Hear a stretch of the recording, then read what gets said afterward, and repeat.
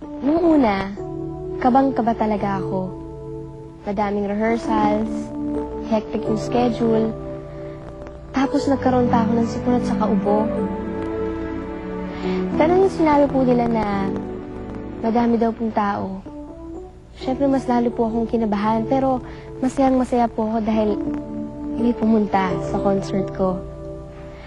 Ready na po ako sa isa sa pinakamalaking concerts ko so far.